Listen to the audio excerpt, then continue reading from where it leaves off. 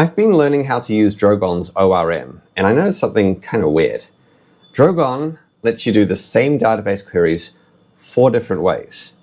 3 of them are in the documentation, the 4th one isn't, and that's the one you actually want.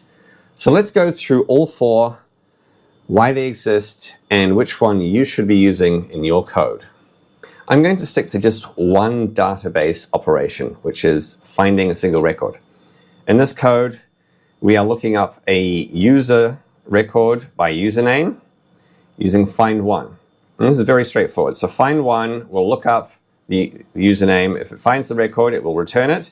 And then we send that back to the client computer in JSON format. If it doesn't find this user with this username, then it will throw an exception and we handle it in the code down below. So very nice, simple, and straightforward. However, this variation has one big downside. Database lookups take time, and find_one will block the thread until that database lookup is done. And that's bad news for a server that needs to handle multiple requests coming in. So while that database lookup is happening, this thread can't do anything else. Now sure, you could use multiple OS threads to service multiple HTTP requests simultaneously. However, that is rather resource intensive. And that's why the non-blocking method using callbacks was created. So you can see here we've got find_one, but this time we have 2 callbacks that get passed to it. The first callback is if a user was found, in which case we've got the same return the users in JSON format to the client. And it's got a second callback that handles the exception if no record was found or something else went wrong. So this one is fast because it works asynchronously. While the database record is being looked up, this thread can execute other code, and when the database record lookup is ready, when it's done, then one of the callbacks are called, which is great. We've got performance. Unfortunately, the code is getting a little bit harder to read, and we've only got one asynchronous operation. Now imagine you do this database lookup, and then based on the user, you do another database lookup, and so on and so forth. Very quickly, you can get into callback hell, and that's really not nice. So there's a third option, one called, where is it? Find future one. So what this one does is find future one doesn't immediately return the user record. Instead, it returns a future.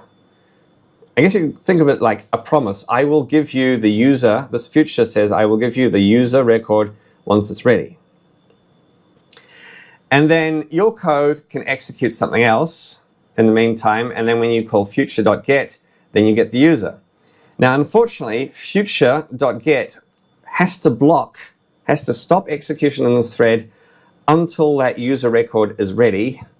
And you're very likely to want to do that immediately below this find future one anyway, interleaving different operations to try to get around asynchronous operation. It's kind of difficult. So not so great after all. And this is where the 4th option comes in, coroutines. So I was first introduced to coroutines via the Go language.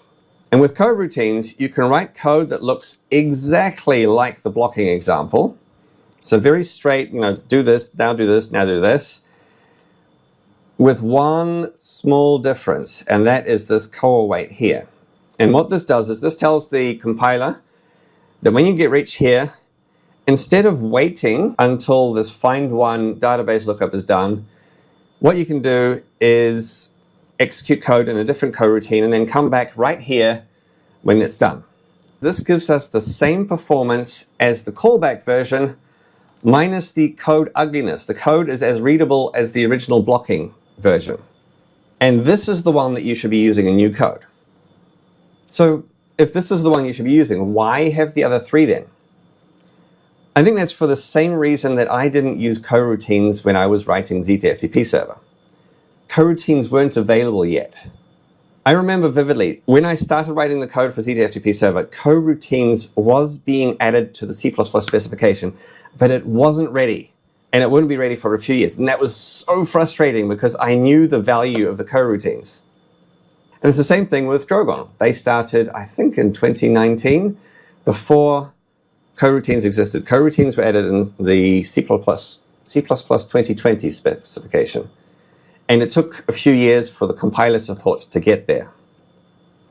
That's why the way things are. You've got the version, the coroutines that I recommend you use for new code, and then you've got 3 legacy methods for legacy code and people who are using older compilers that don't have full C++ 20 support.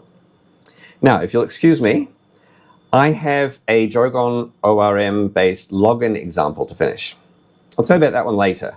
The video should appear over here.